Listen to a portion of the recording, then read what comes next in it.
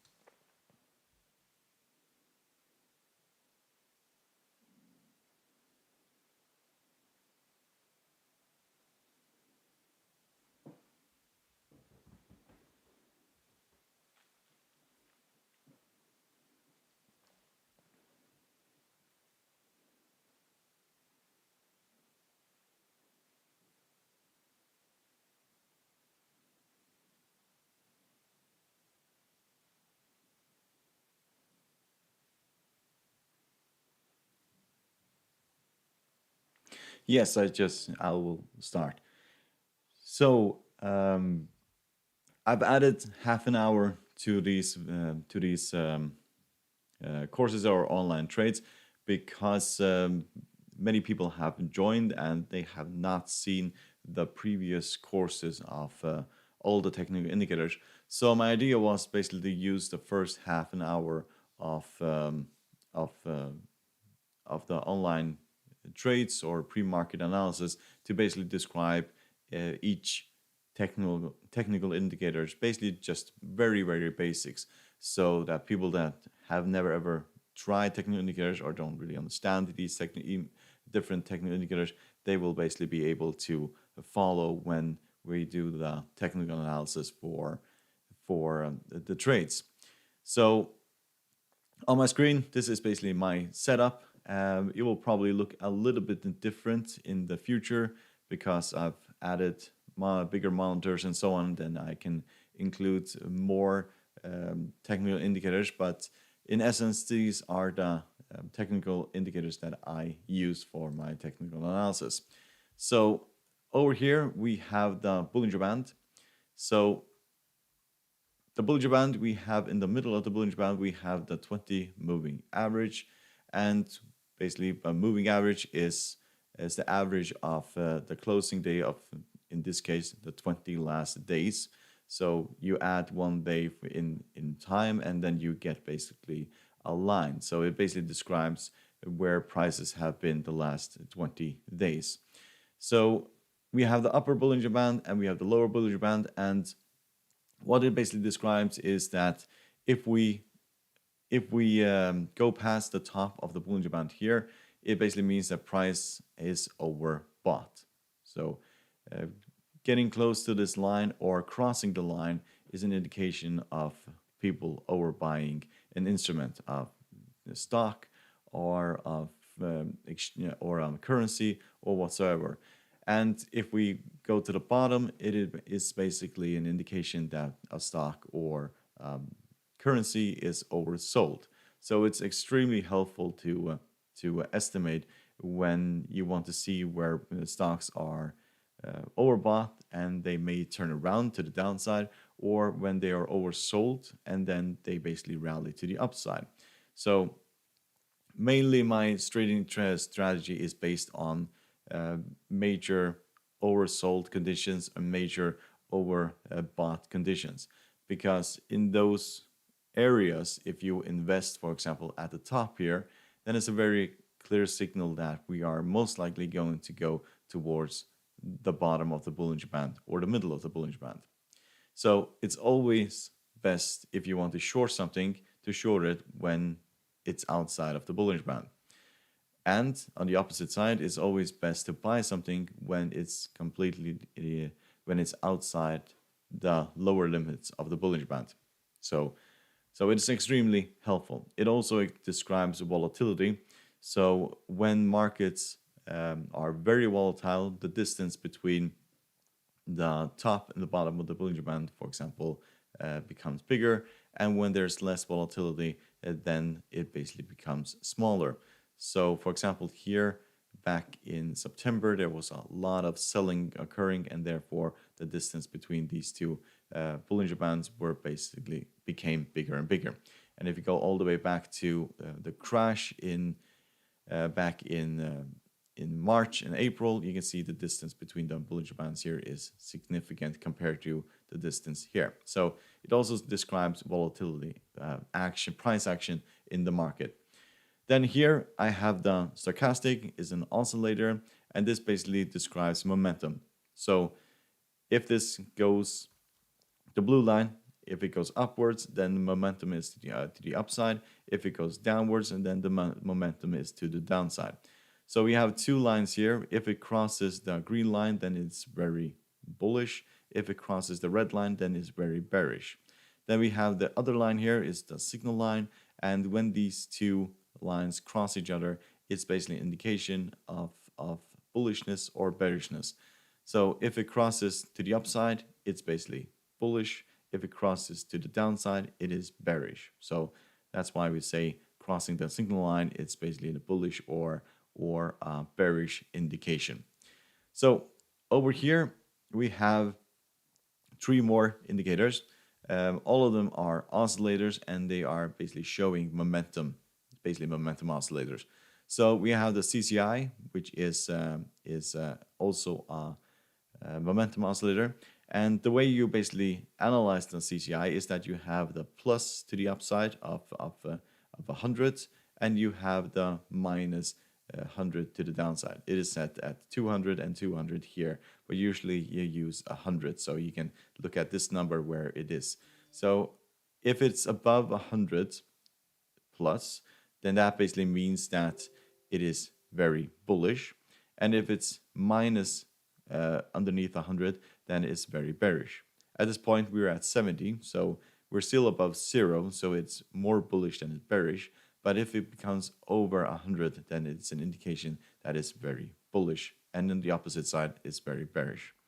So now we have the RSI. So RSI indicates momentum to the downside or the upside. It also indicates whether or not it is an oversold condition or overbought condition. So limits here are 70 to the upside and 30 to the downside. Everything that is underneath 30 is oversold. Everything that is over 70, that is overbought. So at the moment, we're at 53 in this currency pair. So we're basically right in the middle. It's not overbought. It's not oversold.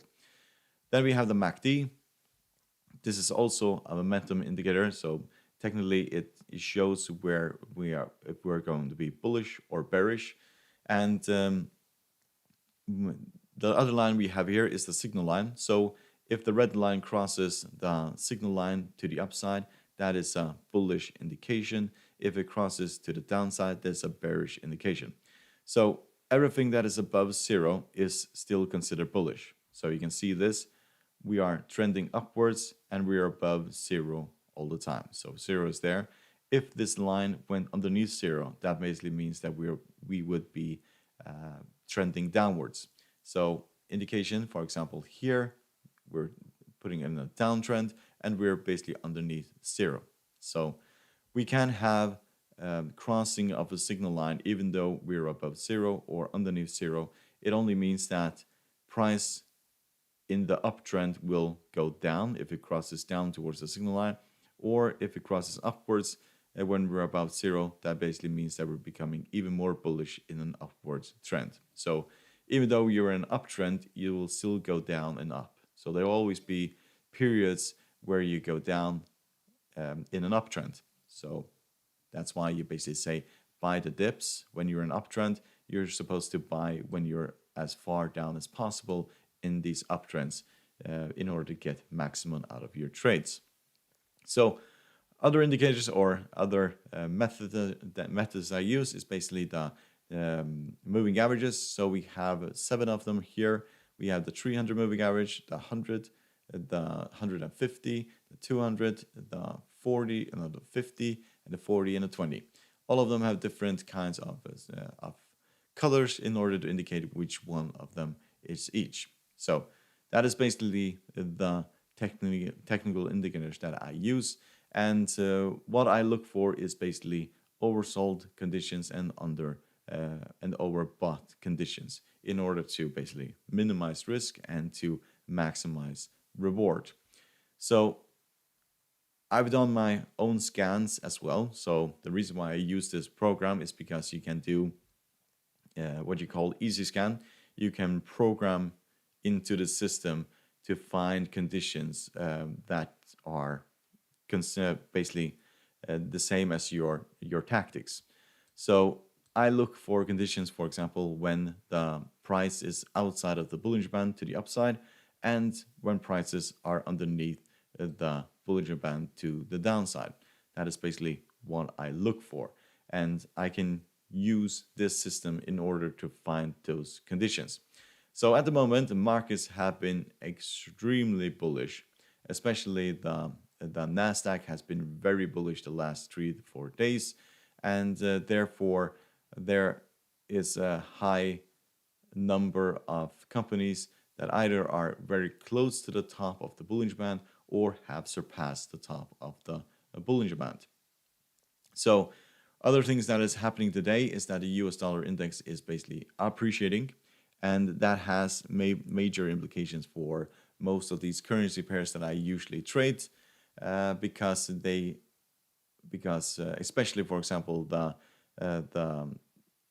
US dollar peso, for example, is up almost 1%.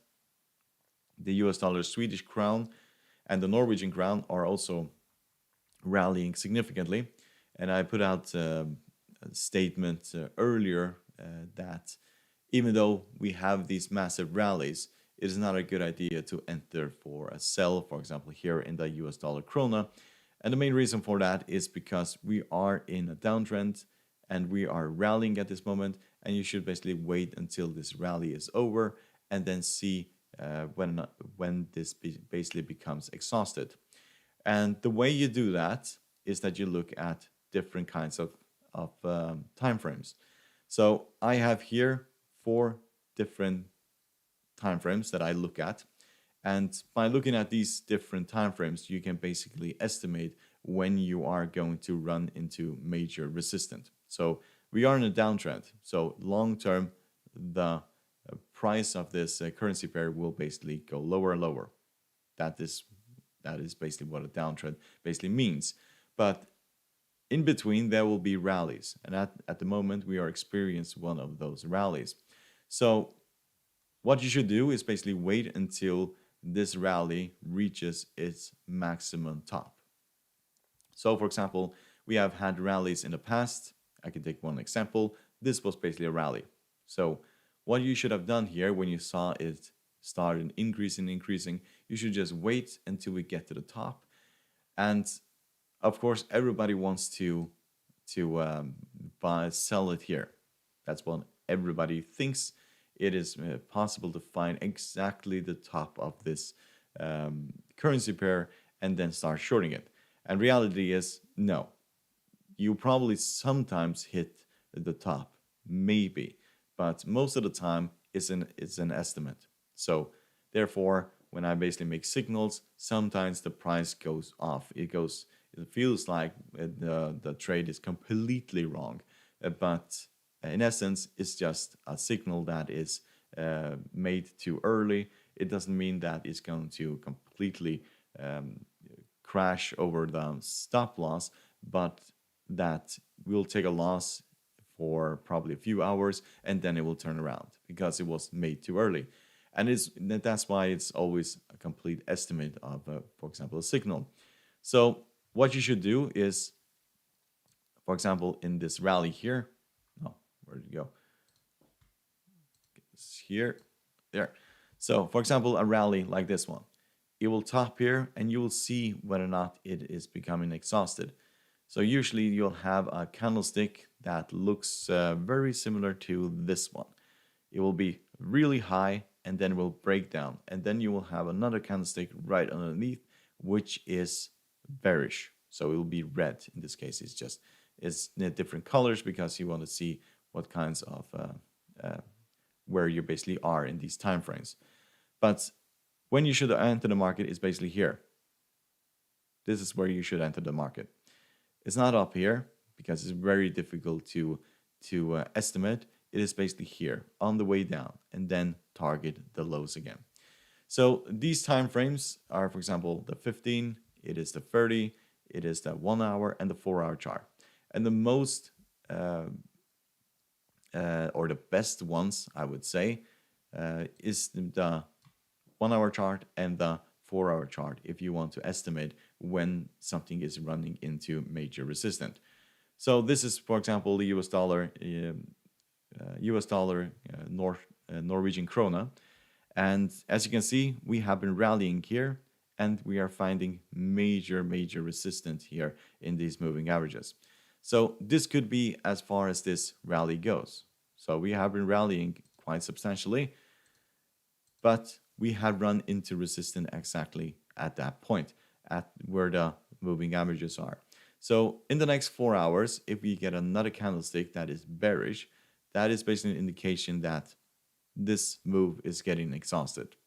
There is no more movement momentum to the upside, and we are going to go back to the downside. So that's what you basically use these time frames for in order to see before you take your decision where the resistance or support areas are.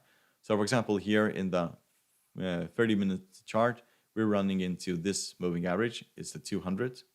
Looks like it's going to be major resistant here, and you can see also that candlestick. That is a perfect candlestick that you're looking for. It's a rally up towards the 200 moving average, a breakdown, and then now you're having a bearish candlestick that is going down. So this looks like the as far as this rally will go. It will probably not go any further than this.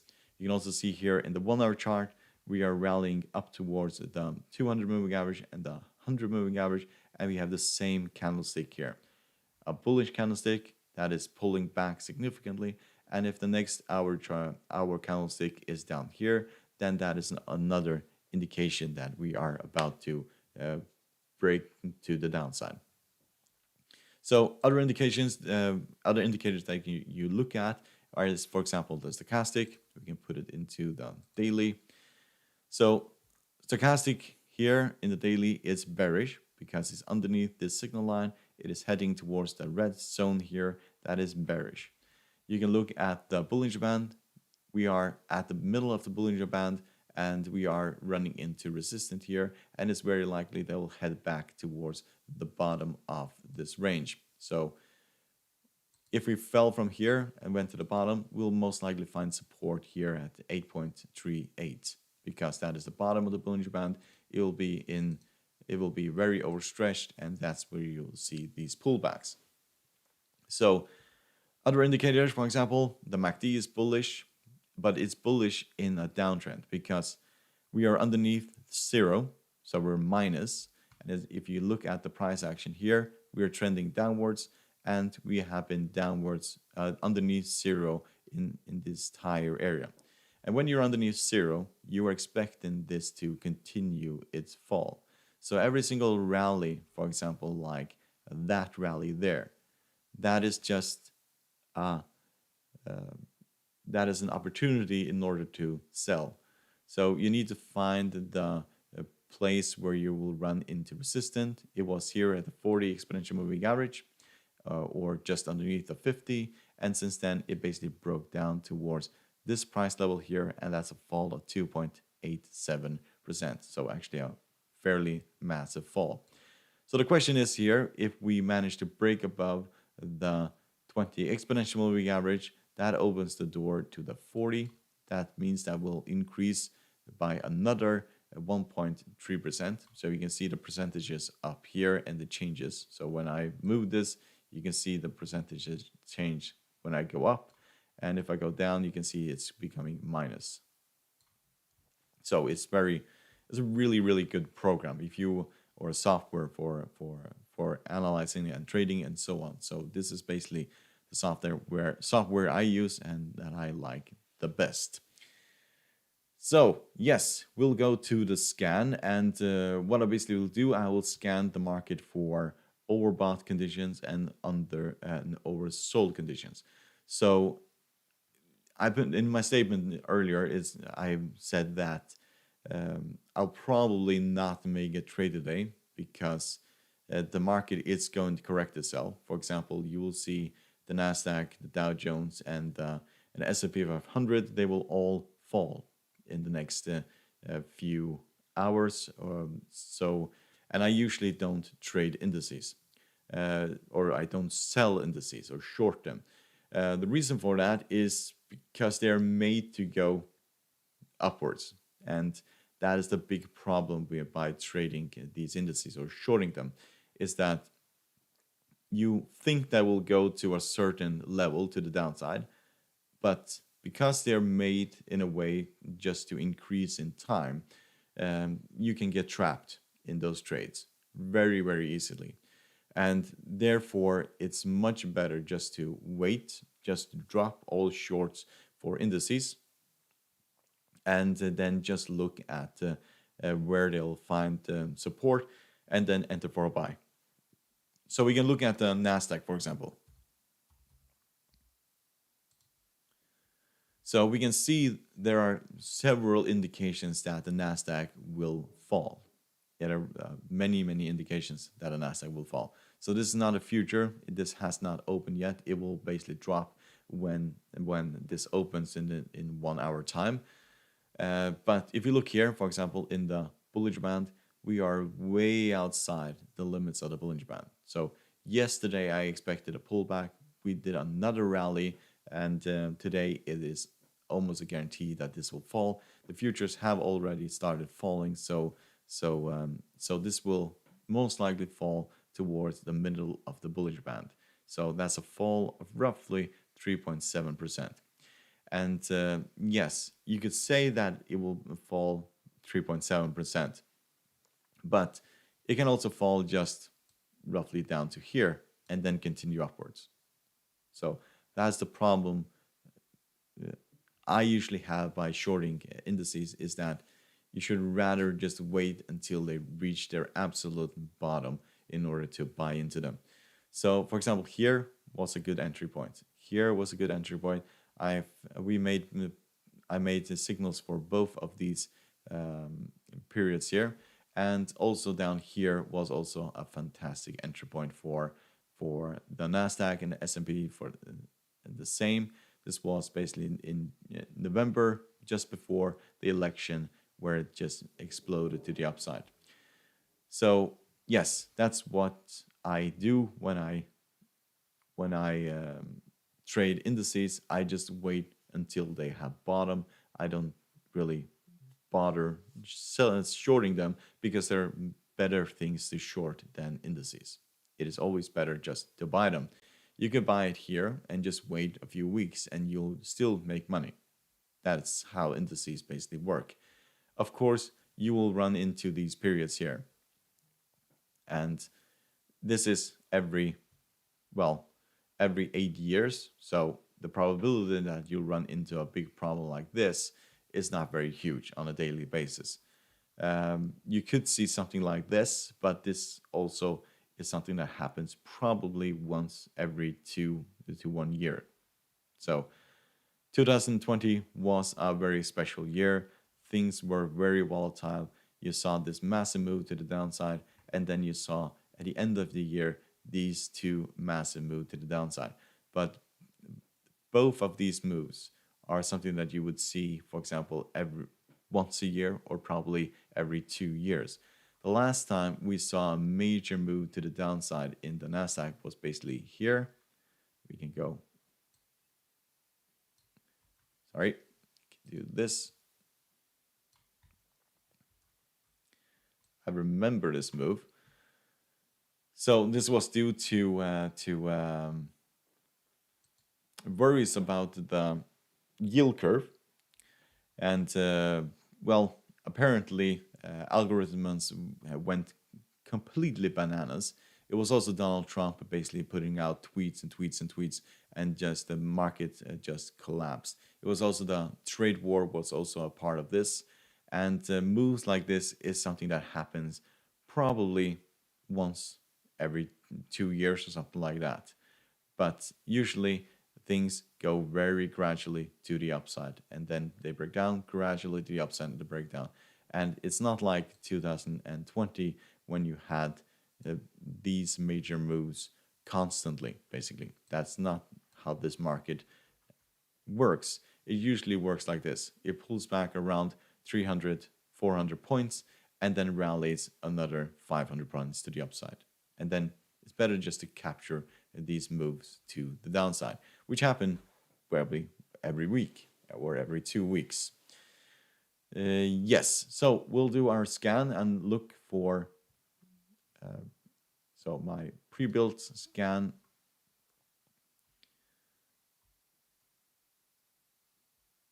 Sorry, I found it here. So when I make my scan, I scan basically for things that are outside of the Bollinger Band. So you will find stocks, currencies, indices, and so on that are basically outside of the Bollinger Band.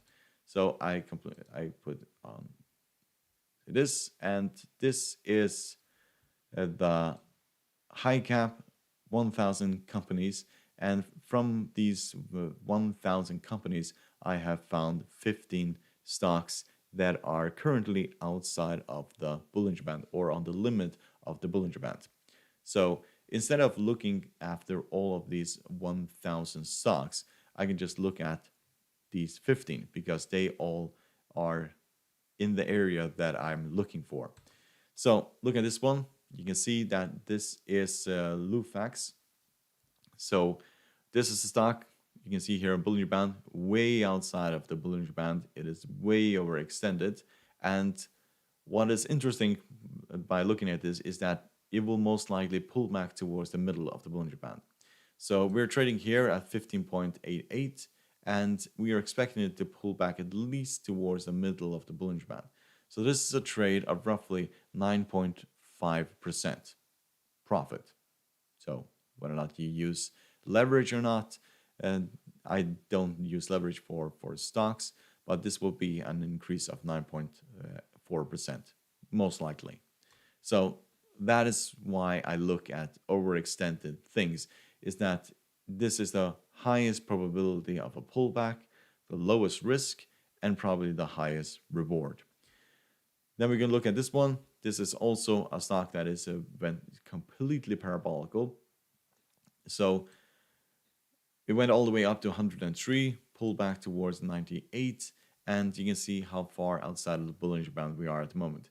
So if we were to pull back towards the middle of the Bollinger Band, which is roughly here, that's a trade of 10.8%. So you probably won't get exactly 10.8%. If you can get, for example, 6 or 5%, that is still a fantastic trade. So we can look at Fastly. So this one went outside, and yes, it's pulling back. So this could also fall back towards the middle of the Bollinger Band, and that's a trade of roughly 11.8%. So still, if you can get 5 to 7% of that fall, it'll be a massive trade. So I don't really trade these high cap stocks. Usually there are, I look at the NASDAQ. Sorry, that's not this one. I look at the NASDAQ, which is tech stocks. And for example, if I want to look at the stocks that are overextended in the NASDAQ, I find 6 different stocks. So the first one is here. So this is Packard. So this rallied all the way up towards the 103. It's not the same. No, it's not the same. 103 and broke down to the 98. And you can see just how far outside of the Bollinger Band we are. Another indicator that you can look at is, for example, the 80 moving, no, not the 80, but the RSI, which is at 80 at this point. So everything above 70 is considered being significantly overbought, and we are at 80 at this point.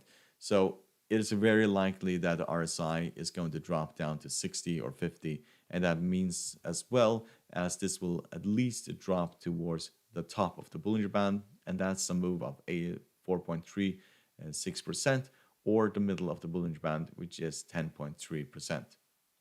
So that is a possible trade for a short, and in order to be safe, I would basically put my stop loss. I would put my stop loss right here at the top, because we found major resistance here at 303.17, and yes, it is very unlikely that we're going to rally to those levels before we have a pullback. So another one is here. So this is Intel Corp, and you can see we are outside of the Bollinger Band, and the last time we were outside was over here, and then we basically pulled back a little bit. So we went from here to there, and that is still a decrease of 5.2%. Now we're even further outside. So if we were to break down towards the 50 moving the middle of the Bollinger Band, that's a drop of 15%. So it probably won't go that far. It'll probably go towards the bottom of this range. So we gapped up and probably go towards 56, because that is the bottom of this range. So that is still a move towards that level, and that's a decrease of 8.9%. So you can also look at the other indicators, for example, in different time frames, in order to see whether or not they're starting to change in the other time frames. So for example, here in Stochastic. So in the daily time frame, it is very bullish still. But if you look at, for example, the 4-hour time frame, it is still bullish. You can look at the 2 hours, it is looking less bullish. And if you look at the 1-hour time frame, you can see that it's becoming flat. So in the 1-hour time frame, this basically says that we're about to run out of momentum. If you look at the 30 minutes, it's also flat, and the 15 minutes or 10 minutes, it is still flat. So you probably have stayed there for a while, and but it is not as bullish as it was, for example, here. So we can look at, for example, Apple, which is a very popular stock to trade. So Apple rallied from these lows to these very highs of $139, and that's a rally of 10%, and that's only in 3 days. So any stock that rallies 10% of this magnitude, that rallies 10% in only 3 days, is about to turn around. So last time we rallied similar to that was basically here. This is still also a rally of 12.4%. This was back in December 21st, and then we basically dropped all the way down towards the 40 exponential, and that's a drop of roughly 9.8%. So at this point, I think that we are going to drop towards the bottom, the middle of the Bollinger Band, or to the 20 exponential moving average. So that's roughly around this area here. So a further drop of 4.24%, that is expected. And because Apple and most of these big tech stocks that have been rallying the last 3 days are all expected to fall, then you could also say that the Nasdaq is expected to fall, because these companies are a part of the Nasdaq. You can look, for example, at momentum here, for example, the 30 minutes or 4-hour charts. You can see the 4-hour chart for the Stochastic in Apple is basically flat at this point. The 2-hour chart is also flat. The 1-hour chart is also flat. And the 30 minutes is also flat. So it will stay there for probably a while. But if you look at these earlier time frames, they will give an indication when this is about to turn around. So you could also look at the other time frames, for example, for price action. You can see that we pulled back quite significantly here in the 50-minute chart, the same for the 30-minute chart, the same here. So if you see a candlestick underneath this, so pre-market will show you whether or not we are going to rally further, or we'll have a candlestick that is underneath this candlestick. And that is a very, very, very shine. So at this point, for example, in the 1 hour chart, we have been bouncing off this blue line, which is the 20 exponential. So it has basically gone down, rallied. It will probably go down back again. So that is a move from this point all the way down to around 134. That's a move of roughly 2% to the downside. So if you look at the 4 hour chart, it is even, this gives about probably a better indication where we are going. We'll probably drop all the way down to around this area. So 130, roughly there. So this is the 20 exponential that is here, and that's a move to the downside of roughly 4.23%. That is most likely where we're going in Apple stock. So we can look at one more. That is to the downside. Sorry. To the downside, probably going to the downside. That is Broadcom, and it hasn't broken down significantly last time we were outside of Bollinger Band. We were here, and then we broke down towards the middle. We were also here outside, and then we broke towards the middle. And now we're also outside. Now we're probably not going to break down all the way down to the middle. But if we do, that's a drop of roughly 5%. So we can also look at the opposite. So because markets have been rallying so much, there won't be that many companies that are basically outside of the Bollinger Band to the downside. So we can do our scan again, conditions. We have pre-made here, and then we'll have prices below.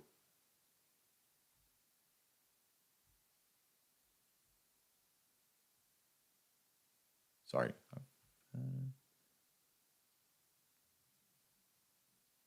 Sorry. Yes, so only 2 companies in the NASDAQ are underneath the bottom of the Bollinger Band. So we have this one, that's this Mondelez. So you can see that we are underneath here, and when we're underneath, we expect a rally to the upside. So if you want to buy something, this is probably one of the best 2 companies to buy in the NASDAQ at this current stage, because they are very, very overstretched to the downside. So we can see here it's running into support at the 150 moving average, and will most likely rally up towards 100. So that is there, and is close to the middle of the Bollinger Band. So a rally of roughly 1.87%. If it breaks above the 50, then we're heading towards these previous highs here, and that's a rally of roughly 5.36%. You can also look at the RSI. We're underneath 30, and that basically means that we are most likely going to go up from here because it's oversold. So we're outside of the Bollinger Band, oversold, running into resistance here at the 150 moving average. We did cross the 150 over here, but it is very likely that we are going to bounce from this area. So this is one of 2 stocks in the entire NASDAQ that is basically crossing the bottom. So we can look at the next one. This is Match Group. So this is even looking even better. So we're running into the 50 moving average here. And the last time we ran into the 50 moving average was back over here. And back then we rallied roughly 31%. So yes, this is definitely the stock to look for. If we start trading above the 50 moving average, then we are most likely going to test the 20. That is roughly 3.5% to the upside, and then towards the very high area of 9.5%. Yes. Does anybody have any questions?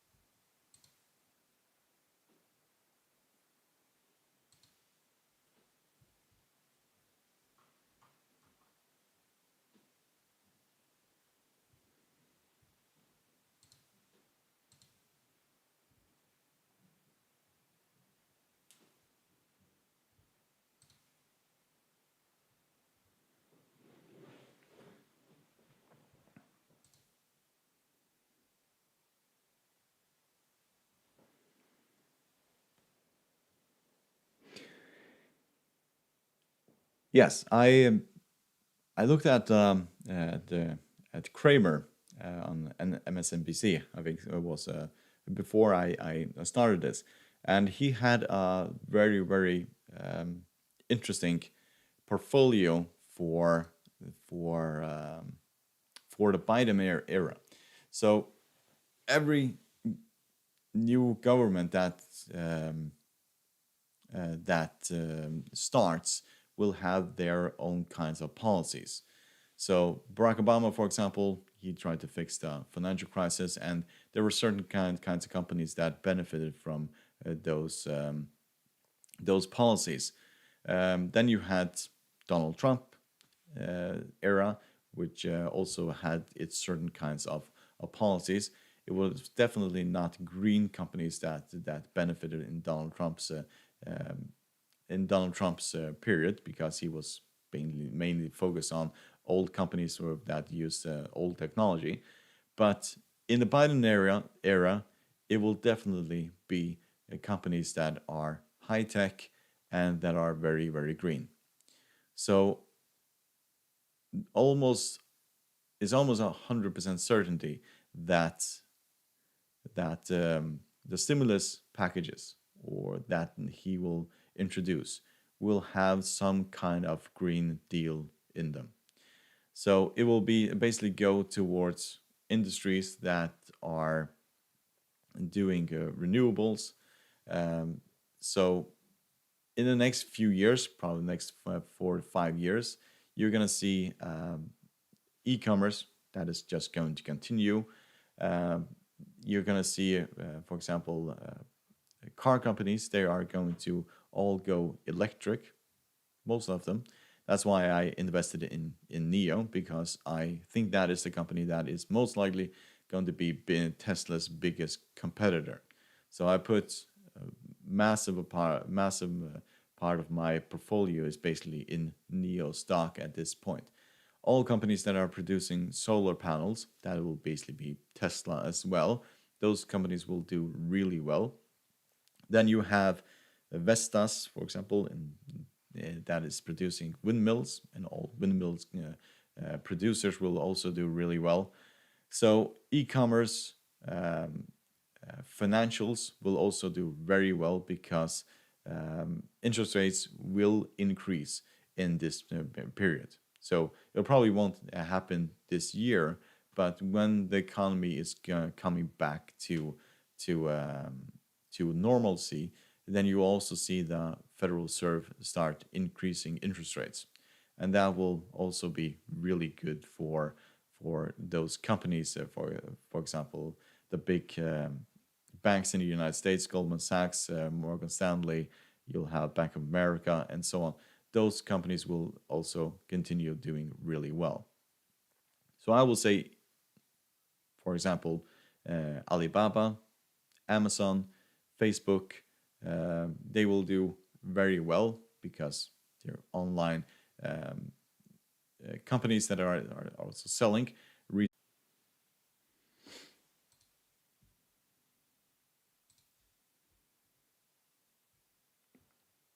Yes, it's still there. No.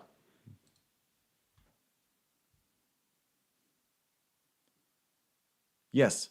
So those companies will do very, very well in the next few years.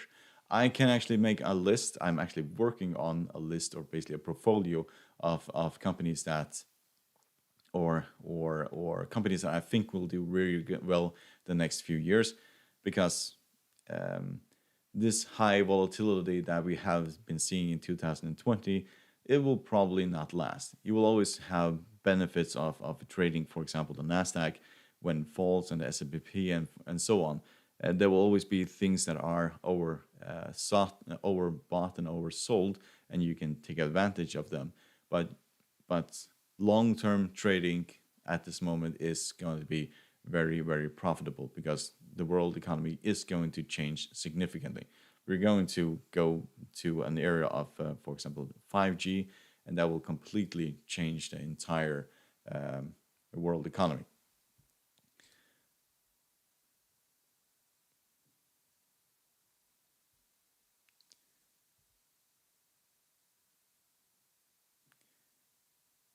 Yes, any other question? Or any other stock or anything you want me to look at?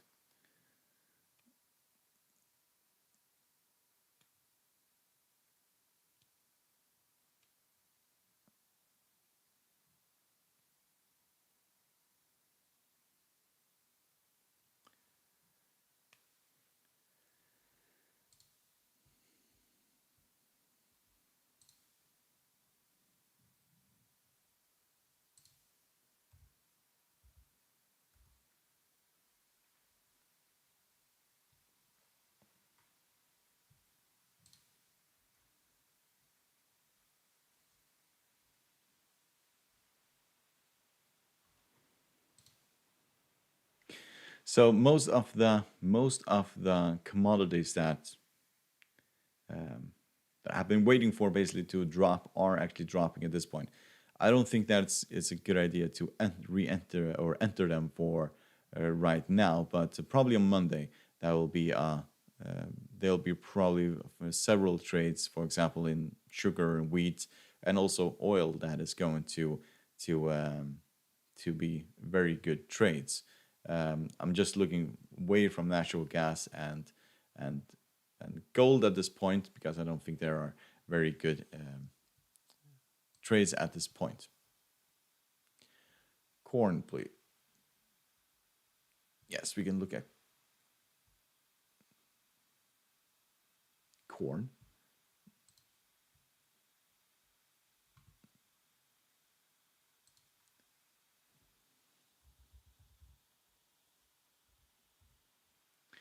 So I hope this is the company that you mean. Yeah, okay. Yes, if you look at, we were outside here. So best entry would have been right here at where we basically went outside of the Bollinger Band. It is most likely going to go gradually towards at least the bottom of the or the middle of the Bollinger Band. That's roughly 20%, or it will hit the 20 exponential moving average. So still, this is very, very overextended. You can see that the RSI is at 80, and the stochastic is turning around, is crossing the green line here, which is very, very shine. The same goes for the CCI, and MACD is still above the signal line. So yes, this is something that is most likely going to drop, but the question is whether or not it's a good idea to start shorting this, because it is trending upwards.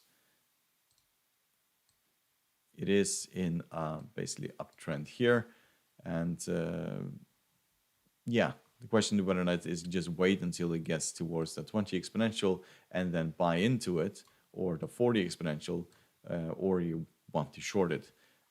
Personally, I would wait for a pullback and then the turnaround, because this looks like a stock that is going to trend higher. So we have it actually have the channel there. So it's going to stay within this channel most likely. That's what it looks like at this point. So still from here to the very bottom, that's a massive move. That's 25%. Don't think it will go all the way down. Probably the bottom of this market is the 50 moving average.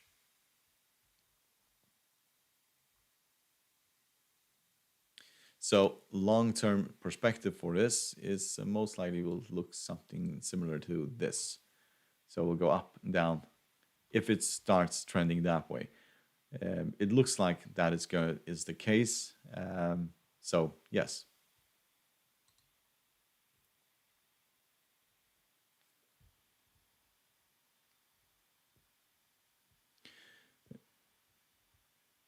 Well, insurance companies will. So, for example, the insurance companies in the United States are going to be very good. There's not going to be a major change in the healthcare system. They just don't have the votes for that. So they'll probably do better insurance. So insurance companies will most likely benefit significantly. It's not companies I usually invest in, but yes, that is most likely companies that will benefit substantially in the next 4 years.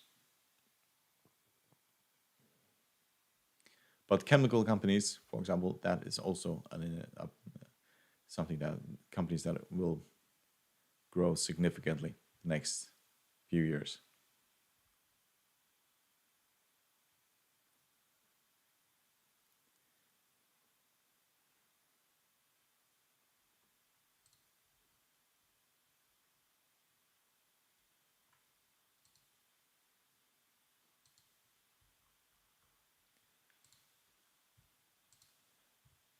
Yes, any other questions?